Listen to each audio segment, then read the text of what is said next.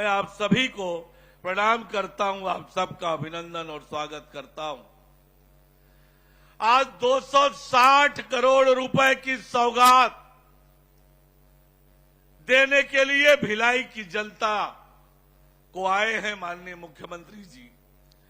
मैं भिलाई की जनता को बहुत बधाई और शुभकामनाएं देता हूं।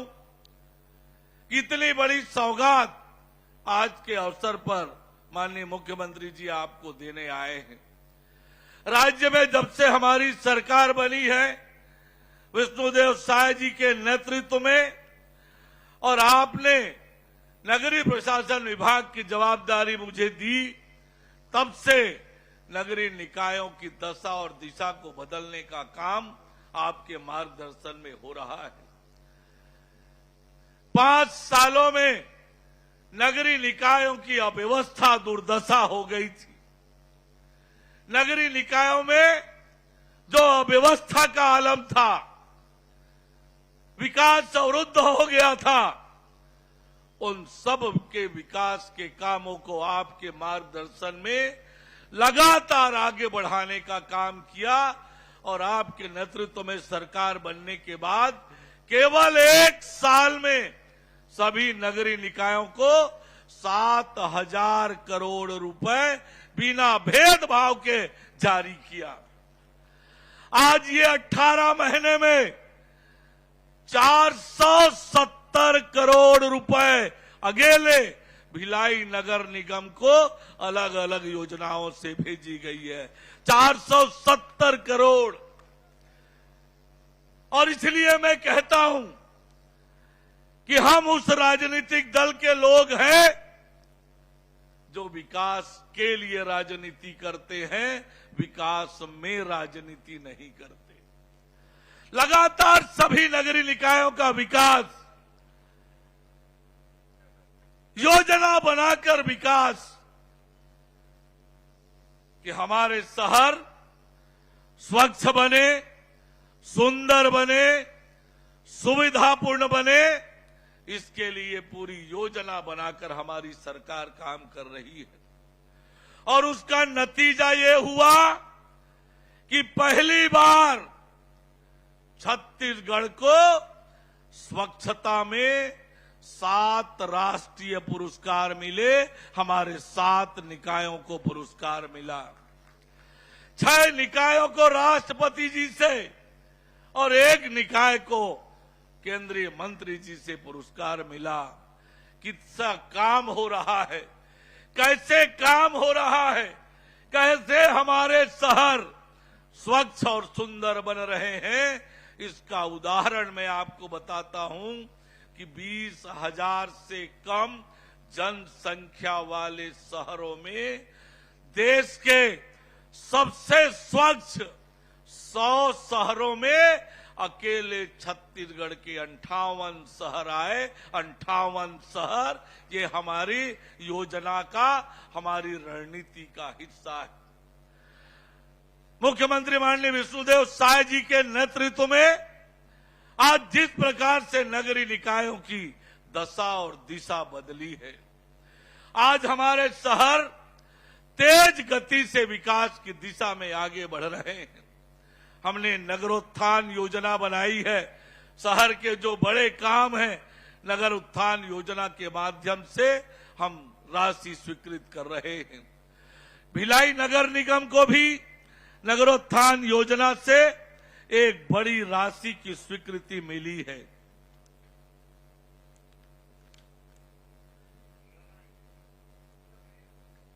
₹25 करोड़ रुपए की राशि नगरोत्थान योजना से अकेले मिली है। अधोसंरचना से 38 करोड़ रुपए की राशि हमने दी है। 15वें वित्त के 67 करोड़ की राशि हमने दी है। ऐसे ही लगातार नालंदा परिसर के लिए 11 करोड़ रुपए दिया है। अमृत मिशन एसटीपी का निर्माण हो रहा है, उसके लिए 274 करोड़ रुपए की स्वीकृति है। अन्य विकास कामों के लिए 48 करोड़, इस प्रकार 470 करोड़ रुपए के कामों की स्वीकृति हमने पिछले 18 महीनों में भिलाई नगर निगम को दिया है। आज जब हमारे शहर तेज गति से विकास की दिशा में आगे बढ़ रहे हैं। हम शहरों को स्वच्छ, सुंदर और सुविधापूर्ण बनाने के लिए प्रतिबद्ध हैं। नगरों का सुव्यवस्थित विकास हो, इसके लिए हम सिटी डेवलपमेंट प्लान बना रहे हैं।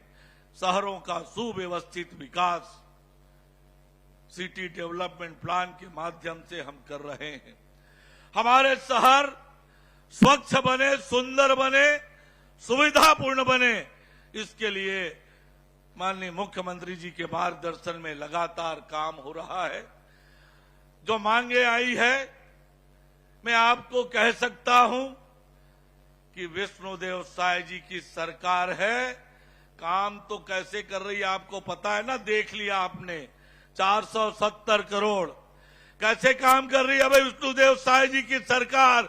जोर से बोले कैसे काम कर रही है, जोर से बोले विकास कैसे हो रहा है, भिलाई कैसे आगे बढ़ रहा है, सड़क कैसे बन रहा है, पुल पुलिया कैसे बन रहा है, गरीबों को न्याय कैसे मिल रहा है। साए साए विकास हो रहा है। और माननीय मुख्यमंत्री जी, आज मैं भी आपसे आग्रह करूंगा कि भिलाई की जनता ने जो मांग रखी है, सबको पता है। कहावत वही है, जो मांगो उसी से, जो दे दे खुशी से। पहले तो मांगने का भाई कोई अर्थ नहीं था, मांगने पर भी नहीं मिलता था, वहां उल्टी नदियां बहती थी। यहां राज्य के खजाने का उपयोग राज्य की जनता के लिए हो रहा है। यही विष्णु का सुशासन है और यही हमारे सरकार का संकल्प है। और इसलिए भिलाई के विकास में पैसे की कोई कमी नहीं होगी। आपके विधायक जी लगातार मेहनत कर रहे हैं और उन्होंने विकास की गाथा विस्तार से बताई है। एक बार फिर साथियों, अभी आपने सुना हमारे प्रदेश के उप मुख्यमंत्री श्री अरुण साव जी के ओजपूर्ण भाषण को।